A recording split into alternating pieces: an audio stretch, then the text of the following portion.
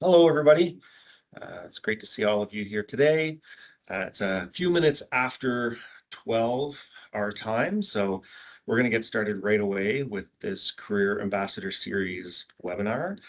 So again, welcome everybody. I'm William MiHR, the Director of Marketing, Communications, and Stakeholder Engagement at the Mining Industry Human Resources Council, otherwise known as MiHR. So thank you for joining us today for the latest in our Mining Needs You Career Ambassador webinar series, this one in recognition of International Youth Day. Mining Needs You is a national career awareness campaign supported by the Mining Association of Canada, the World Gold Council, and the Prospectors and Developers Association of Canada. It's designed to inspire the next generation of mining workers. The website miningneedsyou.ca has more information about the campaign, including the Career Ambassador program. And today I'm happy to welcome Emma Dodick, who will deliver a presentation titled Starting Out in Closure, a Career Journey in Mine Remediation. Emma will be sharing her journey into the mining industry, her experience working in mine closure and remediation, and some of the opportunities available to young people interested in building a career in the industry. So before I fully introduce Emma, I would like to acknowledge that I'm coming to you today from MiHR's office in Ottawa. It is situated on the traditional unceded territory of the Algonquin Anishinaabe people. We at MiHR recognize their stewardship of this land. We acknowledge the contributions of all First Nations, Inuit, and Métis peoples in shaping and strengthening our communities. And we also recognize that you all are coming from other areas today, and these places, we acknowledge the traditional owners and caretakers of those lands as well.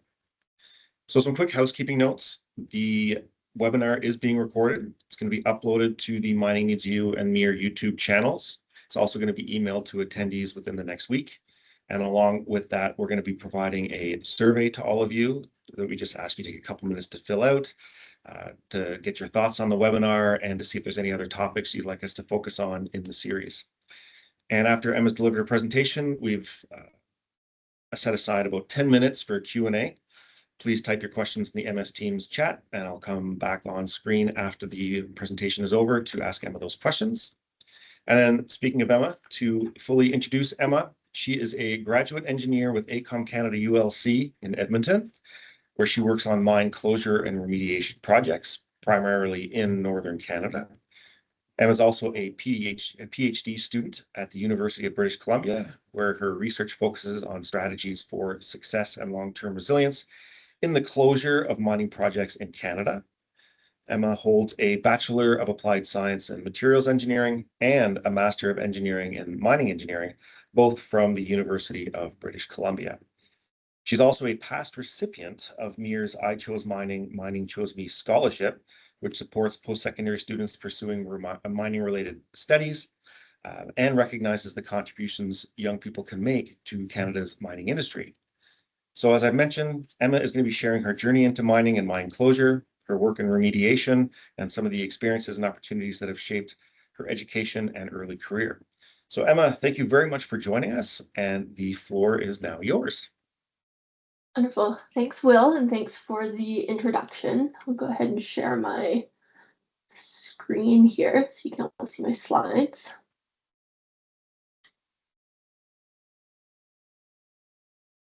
There we go. Is that working for everyone? You can all see that. All right, so yeah, just to follow up with my own little land acknowledgement, as Will mentioned, I'm joining you from Edmonton, Alberta, here on Treaty 6 territory, where the land has been stewarded for many, many years by the original inhabitants of the land, and I'm very fortunate to be able to live and work and learn in this beautiful territory and continue to work to keep the environment safe and healthy for many years to come. So, go along here. So starting out in mine closure, I figured I would share first a little bit about me and then a little bit about my career in mining and some of the work that I've done so far on different projects around the country and why closure and remediation is such an important part of the mining industry. So starting off with me, maybe slightly unusually for some people, I always knew that I wanted to be an engineer. I was very fortunate to have a parent who is a mechanical engineer, who was always teaching me about how things worked, what things were made of, and how to solve problems, which I found absolutely fascinating. My dad would often take me out of school sometimes for little field trips. The image on the right shows me in high school on an APEGA site tour of the Northeast Anthony Henday construction and bridge over the North Saskatchewan River that he somehow got me onto. I'm not sure if you're really supposed to take high school students on that tour, but I was there. It was a really great experience to see some real life engineering sites and hear from other engineers about how their work was applied to a construction project that was going to make a big impact for the city. Around this time, I was also able to participate in the Wisest summer research program at the University of Alberta, where I got to work in a lab in the Department of Chemical and Materials Engineering for 6 weeks, and also went on some pretty neat tours of some other research facilities. The picture on the right is us geared up to go into the clean room at a microchip manufacturing facility. Following that program, I actually decided that I wanted to be a materials engineer specifically.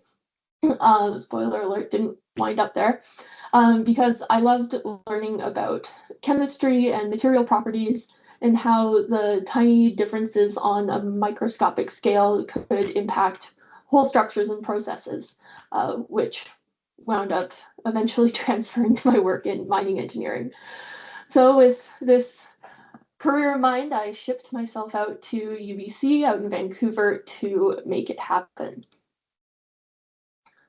So the first image there shows me at UBC at the engineering student building on my very first day on campus to start my general first year. After struggling through that pretty rough first year, I was still pretty set on materials engineering and selected as my first choice placement for second year. After my second year, though, I took a job as an outreach instructor with Gearing Up Engineering Outreach at UBC and spent the summer teaching science and engineering summer camps and workshops in rural and Indigenous communities around BC. While I was traveling around all of these really interesting and unique places, I kept running into natural resource projects that had just really immense impacts on the nearby communities. So this was either forestry work or hydroelectric facilities, but really most often mines, and usually historic, abandoned, or closed mine sites that were still a huge part of the story of each community. So I took that experience back to my third year of materials engineering, where I started taking some mineral processing courses in the program. So between the gearing up work and these new courses, I had a bit of a light bulb moment where I realized that, wow, there's maybe something for me in this mining engineering world, and that all these tiny differences and decisions that you think about in processing minerals and planning and building a mine kind of translates into the bigger picture later on in the life cycle of the project, which was something that I liked about materials engineering and chemistry starting out. So I went back to gearing up for another summer after my third year and got to teach some incredible land-based science and engineering programming in northern BC, and really very northern BC, about 200 kilometers from the Yukon border, which is the second picture out on a little canoe trip there. That experience showed me that I really loved working in the north. It's an absolutely beautiful landscape and area. It's incredibly rugged and raw, and the people in the north are incredible, and the environment brings its own set of unique and interesting challenges that you really don't find anywhere else. So I enjoyed this experience so much that I thought, how can I combine this new mining and mine closure interest and this newfound love of northern work, and found an opportunity to do a Master's of Engineering program in mining engineering at UBC following my undergrad. So as part of my MEng, I was able to go on a 12-month co-op to the Diavik Diamond Mine in the Northwest Territories, where I worked as a field technician on the progressive reclamation of the mine, which actually just wrapped up production in March and is now in active remediation, which is very exciting. So during that co-op, as Will mentioned, MiHR very kindly gave me a scholarship to finish my studies. And that scholarship, I believe, is still ongoing. You can find more information about on MiHR's website. So finally wrapped up my MEng, got myself out of school for at least a little bit in 2023, and had the opportunity to combine both my mine closure and northern work interests in a position with AECOM as part of the remediation plan design support services team on the Faro Mine remediation project in the Yukon. The Faro mine was once the largest open pit lead and zinc mine in the world, and is now one of the most complex mine remediation projects in the country. There are 320 million tons of acid generating waste rock and 70 million tons of tailings over an area of about 25 square kilometers. So in my role, I get to combine all of my various interdisciplinary interests from the very, very tiny to very, very large.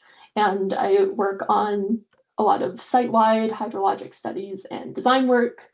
I work on some long-term project socioeconomic initiatives, and I also contribute to the regulatory licensing submissions so the remediation construction can go ahead. I've been up to the site a few times. There's a bit of a picture above of aerial overview of the site and also the historic haul truck just outside of the town of Faro. And I was up there doing some construction oversight work, a couple instrumentation installs, and I've also attended a few community events as part of the socioeconomic work. I've also worked at a few other sites with AECOM, doing water sampling, other construction oversight, and I'll touch on some of those projects in a few spotlights later.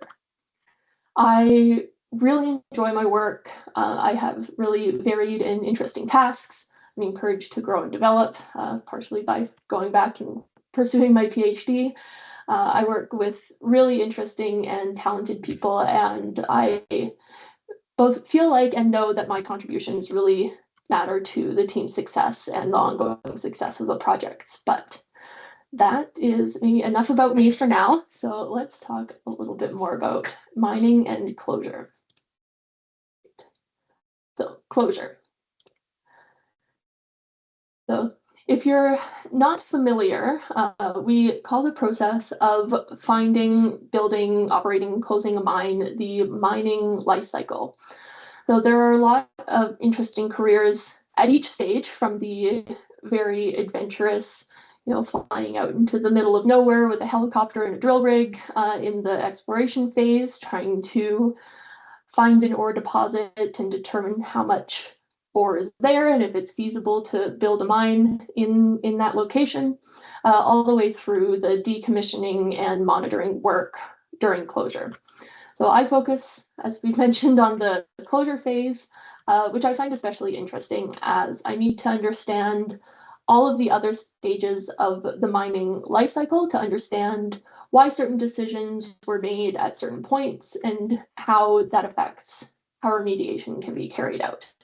So I'm working with, assumptions that were made during the feasibility studies that affect the remediation planning and design, different challenges that came up maybe during operations of the mine, with how they decided to manage their mine waste or manage their water, or any progressive reclamation works that were done so that we can eventually move forward. Scroll too fast. Move forward to the closure and decommissioning of the site. So the arrow at the bottom shows that consultation and engagement with the public and with especially Indigenous communities near the mine should really begin in the exploration and feasibility stage and continue through closure and long-term monitoring. So positive relationships with local communities are absolutely critical to running a successful mine. And many projects now have formal agreements with communities around employment, contracting, training, and financial benefits to be provided by the mine during its life. Next slide on purpose this time. So Canada actually has a very large mining industry and produces around 60 minerals and metals from about 200 active mines and 7,000 pits and quarries. Also, about half of the world's publicly listed mining companies are headquartered in Canada, primarily in Toronto and Vancouver. And you can see in the map that there are hubs for exploration and mine financing activities as well. So a lot of minerals are found in trace amounts all over the Earth's surface, but there are specific areas that tend to have larger amounts of certain desirable minerals due to various geological processes that I'm not an expert in. So you'll see certain regions with a lot of similar types of mines. So in British Columbia, there's a lot of copper and gold mines, which are really key for renewable energy projects. In Saskatchewan, there's huge amounts of potash and potash mines that are used for fertilizer to ensure that we can grow food all over the world. Northern Saskatchewan also has some of the largest uranium reserves in the world that are used for power generation. Out east in Ontario and Quebec, there are a lot of nickel projects, which are also very important for renewable energy and batteries, and also lots more copper, gold, and platinum group metals. Canada also has some major aluminum processing power, although we don't mine aluminum ore domestically, but it requires huge amounts of electricity to turn aluminum ore into metal, which is powered by hydroelectric facilities in Kitimat and Quebec. So no matter where you want to live in Canada or what area of the mining life cycle or projects that you want to work in, there's a huge variety of opportunities available all over the country in mining. I mentioned clean energy a few times with the different types of mining projects that we have in Canada, and it's because our transition to a low carbon economy will really not be possible without the minerals and metals that we obtain from mining. So these materials are used all around us, from our buildings and transportation to communications and healthcare. And to support this transition to the low carbon economy, Canada has actually come out with the critical mineral strategy, which outlines that there are 34 minerals and metals, which are shown in the kind of maple leaf shaped pictograph there, that are essential for modern technologies, such as solar panels, batteries, semiconductors. You can see lithium's on there, graphite, some semiconductors like gallium, germanium, and all of these things need to be mined and can be produced in Canada. So if you have a chance, I would really recommend reading the Critical Minerals Strategy. It's not too long or onerous as far as some industry documents go. It has some really interesting material about how Canada is positioning itself to improve the supply of some of these materials. So to get into a little bit more specifics and some of the fun, exciting projects that I've had the opportunity to work on in the first few years of my career. As I mentioned before, I love working in the North, so most of my site experience has focused on the Northwest Territories and the Yukon. But if you remember the map from the last slide, there are mines all over Canada that will eventually require closure, and even all over the world. So first slide up, because it was the first one I was on, is the Diavik Diamond Mine, which is about 220 kilometers northeast of Yellowknife, and operated from 2003 to 2026 with both surface and underground mining. So as I mentioned previously, I was a co-op construction field technician in 2022, and I worked primarily on quality control sampling for the waste rock pile and the processed kimberlite containment facility. So the waste rock pile is kind of on the right side of this image, this big gray pile there, and the process kimberlite containment facility is right next to it there. So the quality control sampling largely meant collecting samples and conducting tests of the material placed in the cover system during progressive reclamation to make sure that it met engineering specifications. My time at Diavik was while the mine was still operating before active remediation started this year. So I also worked on some of the execution planning for the closure work that is progressing now. So it's exciting to see those things finally come to fruition. Of course, I would be remiss not to mention Faro. The mine is about a 4.5-hour drive northeast of Whitehorse. I mentioned was once the largest lead and zinc mine in the world. If you know anything about lead and zinc, you know those are maybe not fantastic things to have running loose in the environment. The site operated from 1969 until it was abandoned in 1998 and has a huge amount of tailings and waste rock materials remaining on the site and a lot of other physical and chemical stability concerns that all work together in a complex network to make it actually quite a difficult site to close. So I have a number of roles with Faro and get to work across disciplines between the hydrology teams supporting design of clean water infrastructure, coordinating between design and regulatory teams for the water license application, and working on the socioeconomic initiatives for the project to make sure that the benefits of the mining project also benefit the nearby communities in the town of Faro and the town of Ross River nearby.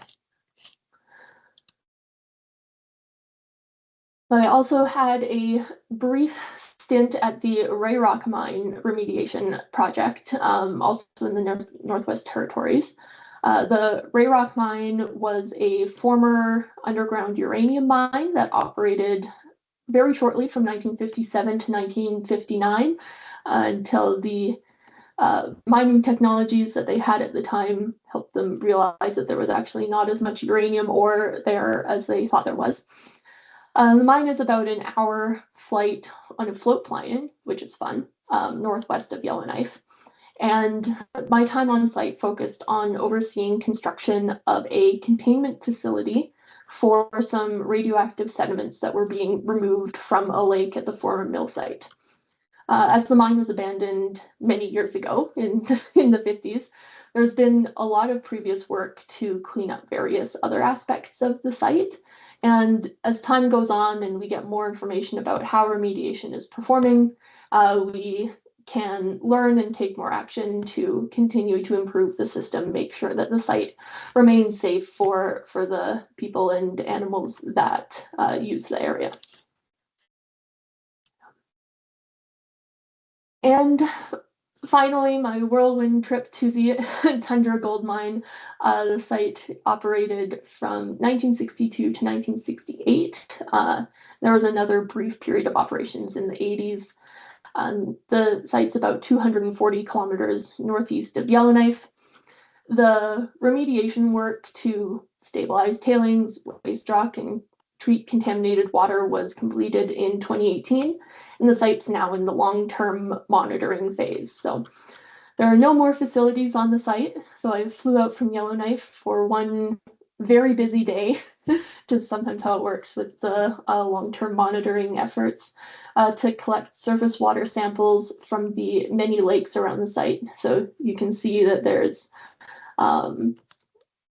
lakes kind of all around the area, and we monitor all of those to make sure that the remediation system is performing as expected and that contaminants from the previously closed site are not reaching the surrounding environment. So I've gotten to see a lot of cool and exciting places already in my career and had the opportunity to see a lot of different remediation technologies and solve a lot of different types of problems that come up over time. So not to restate too much, but I really enjoy my work. It's something different every day. And I'm happy to talk about mine closure and remediation for hours and hours and hours. So I'll cut myself off and open the floor up to any questions that you all may have. Thank you very much.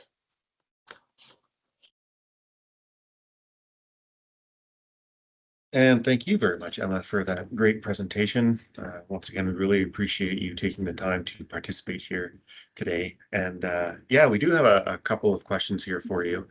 The first being that you've obviously talked about mine closure, remediation, how working on those projects have led you to work in various areas of Northern Canada. So what have those experiences taught you that you couldn't necessarily learn in a classroom? Mm. Yeah, I mean, I think anyone who's gone from a classroom to a field will tell you that it's a totally different world out there.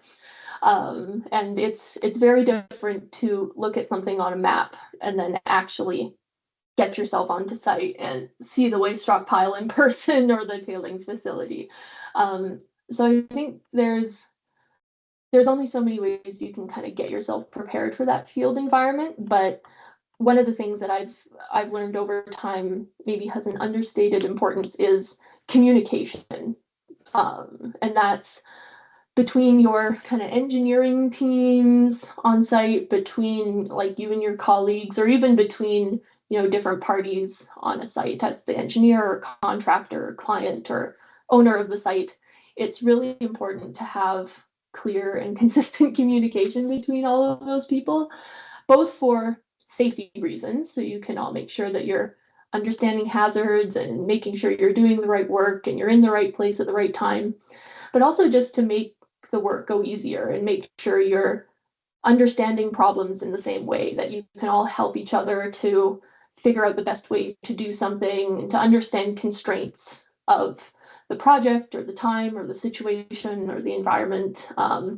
So yeah, communication is maybe something that you don't get as much importance on in the classroom environment, but becomes hugely important once you get out into the field and actually have to start working with people on sometimes pretty tight timelines and complex projects.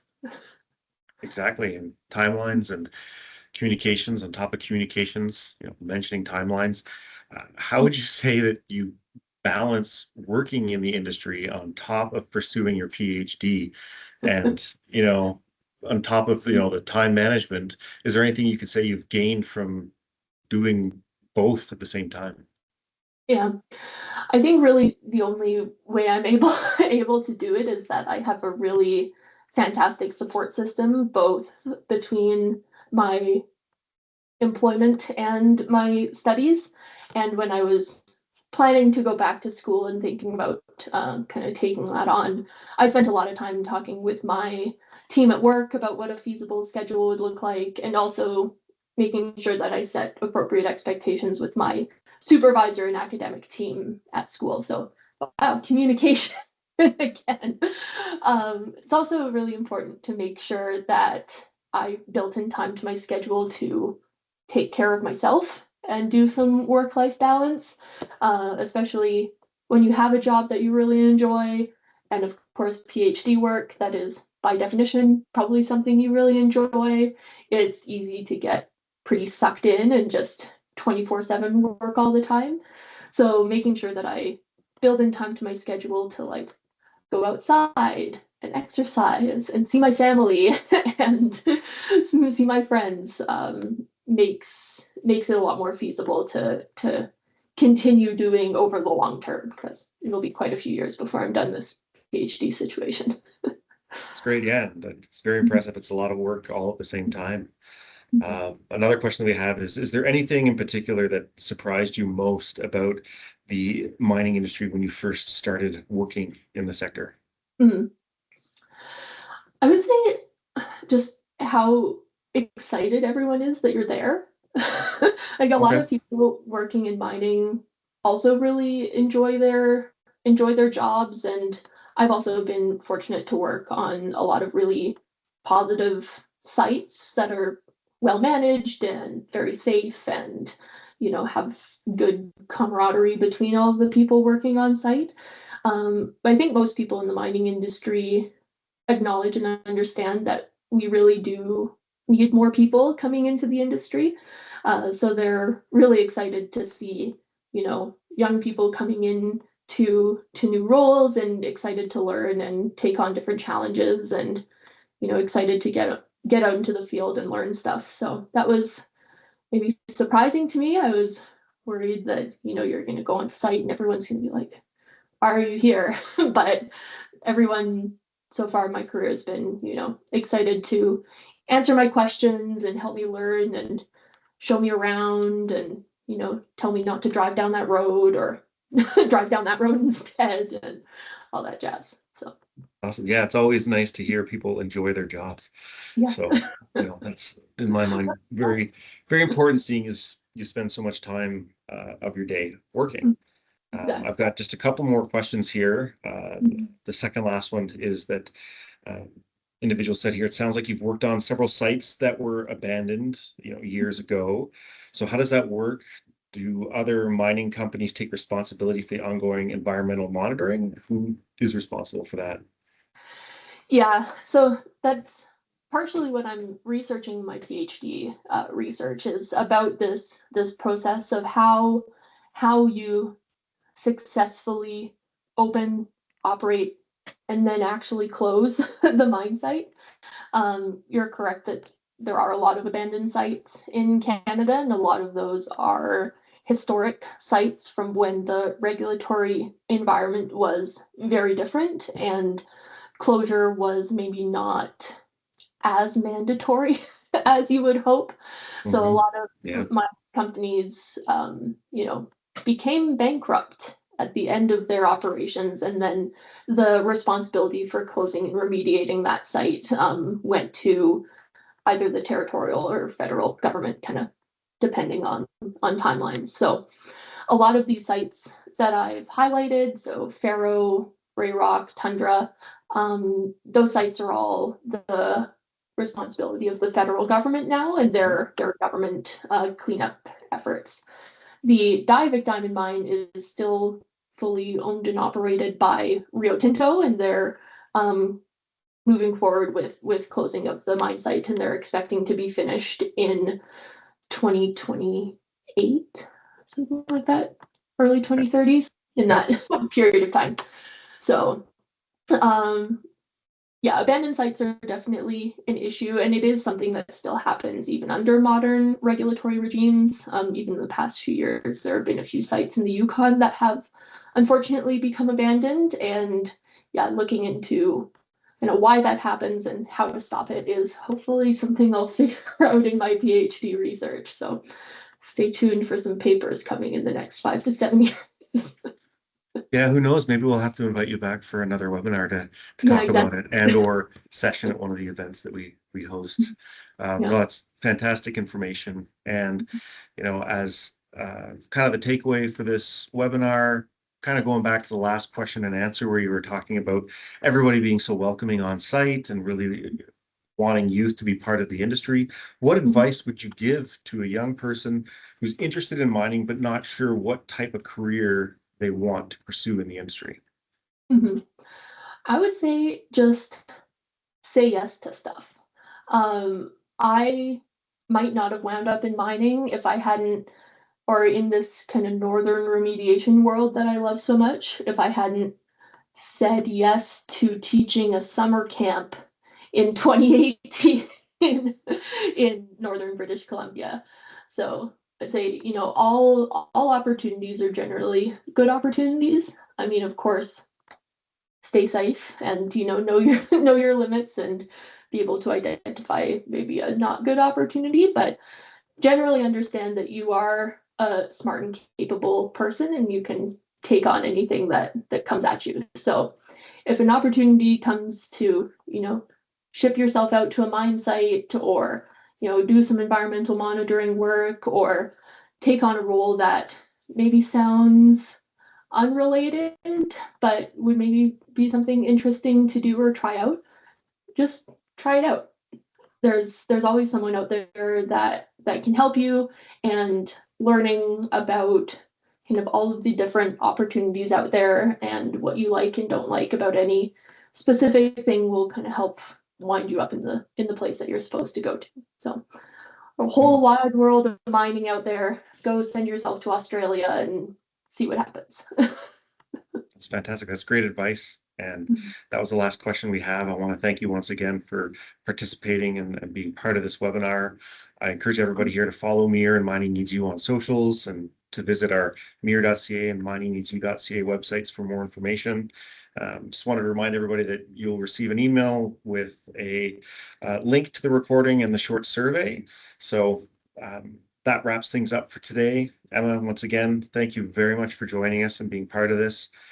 You have already had quite the journey in education and career, and I can see it's only going to go upwards from here for you. So we're really interested to hear what happens with your PhD, and get that update in the next 5 to 7 years as you finish all of that. So once again, thank you very much for participating, and we hope to see everybody here again at our next webinar on the Career Ambassador webinar series. So thank you very much, everybody. Thanks all. Thanks for having me.